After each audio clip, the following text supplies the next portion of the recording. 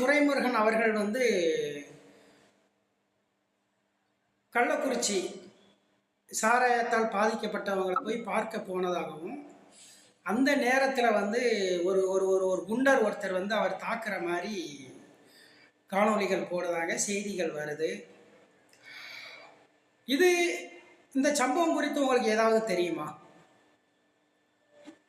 இது வந்து துரைமுருகனை வந்து ஒருத்தர் தாக்க போறாரு, தாக்கிட்டாரு. இப்ப கிட்டத்தட்ட ஒரு முழு தாக்குதல்னாலும் ஒரு 90% தாக்குதல் நடந்துருச்சு. அதுல வந்து நம்ம செய்தி இருந்தா நம்ம இதை நம்ப தேவையில்லை. இதை நம்ம காணொலியாவே பாக்குறோம், தெரியுது.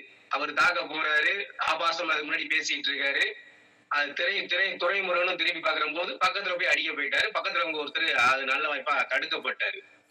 இப்ப அடிக்க போனவர் யாரு?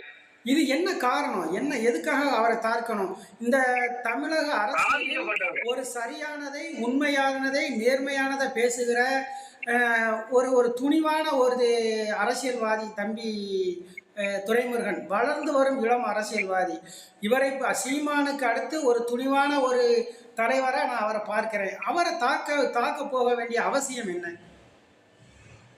உண்மையை சொன்னா உங்களுக்கு கோவம் வருமா இல்லையா? எங்களுக்கு கோபம் வராது. ஏன்னா நாங்க தலைவர் பிரபாகரன் அண்ணன் சீமானுடைய வளர்ப்பு. அதனால உண்மையை சொல்றதுன்னா கோபம் வர்றவனுக்கு தான் வரும். அது திராவிட பயிர்களுக்கு வரும். இல்ல பிரபாகரன் அப்படின்னு சொன்னா உங்களுக்கு அது கோபம் வராது, மகிழ்ச்சி தான் தரும். இப்ப திமுக காரவங்களுக்கு வந்து கருணாநிதியின் பிள்ளைன்னு சொல்ற போது அவங்களுக்கு கோபம் வரும்ல.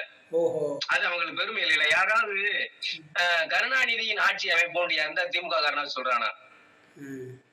இல்ல இல்ல. அப்படி அவங்களுக்கு ஒரு உண்மை இருக்கு. எப்படின்னா அவங்க வந்து போலீஸவே மிரட்டுவாங்க, எஸ்பியவே மிரட்டுவாங்க, கலெக்டர் ஆட்சியவே மிரட்டுவாங்க. திமுகனா சாதாரணம் இல்ல.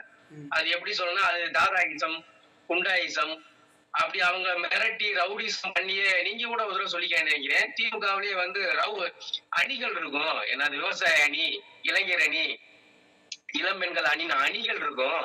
அதுலயே வந்து ரவுடிகள் அணி அப்படின்னு ஒண்ணு இருந்ததா நீங்களே ஒரு தடவை என்கிட்ட சொல்லிருக்கீங்க.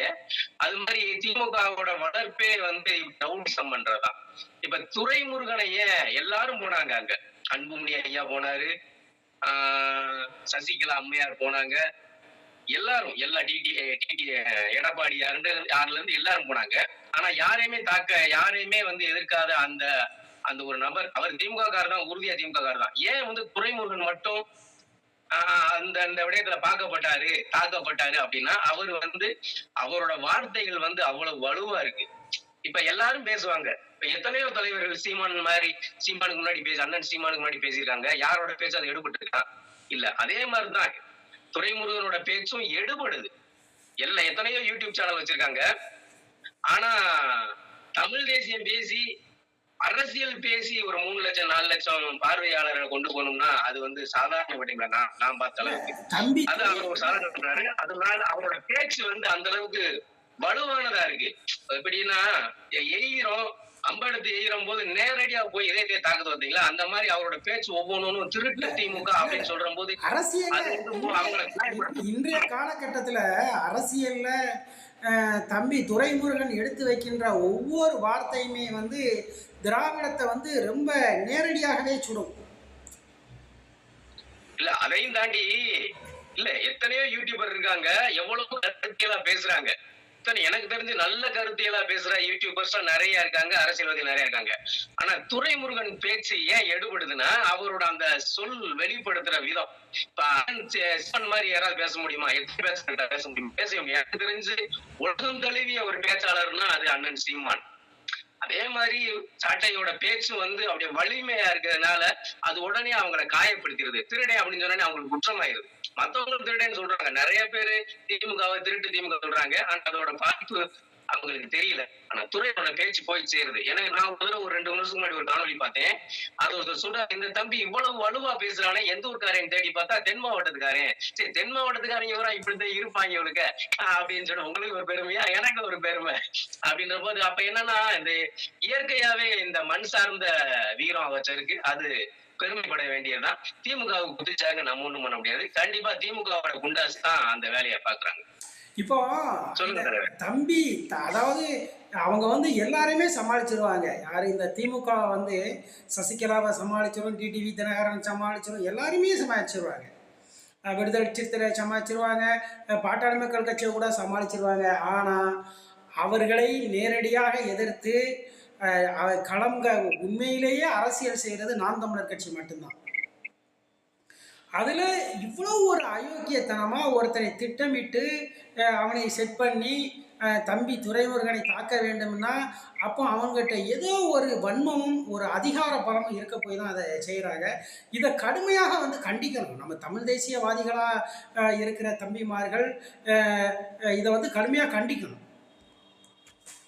தமிழ் தேசிய தம்பிமார்கள் மட்டும் இல்ல, தமிழ் தேசிய அண்ணன்மார்கள், தமிழ் தேசிய ஐயாமார்கள், ஒட்டுமொத்த தமிழ் சமூகம் சாட்டை துரைமுருகனுக்கு ஆதரவா நிக்கணும். ஏன்னா அவர் வந்து தமிழ் தேசிய காலத்துல சீமானுக்கு அடுத்து ஒரு வகையில எடுத்து கொண்டு போறாரு. தமிழ் தேசியத்தை யூடியூப்ல தம்பி சாட்டை துரைமுருகன் அவருடைய பேச்சை கேட்டு நான் ரொம்ப வியர்ந்திருக்கேன். ஆமா, அவர் வந்து சும்மா சொல்லக்கூடாது, உண்மையாகவே அண்ணன் சீமான் மாதிரியே நேர்மையாகவும் இந்த களத்துல நிற்கிறார். அது இது அரசியல் ஆமா, அரசியல் தான். காலத்துல அவர் ஒரு படிக்கல்ல இருக்காருல்ல, அவருக்கு ஒரு பிரச்சனை நம்ம நிக்கணும்ல அவர் பக்கம். இப்ப நம்மளுக்கு அவசியமே இல்ல, அவர் பேசணும் அவசியமே கிடையாது.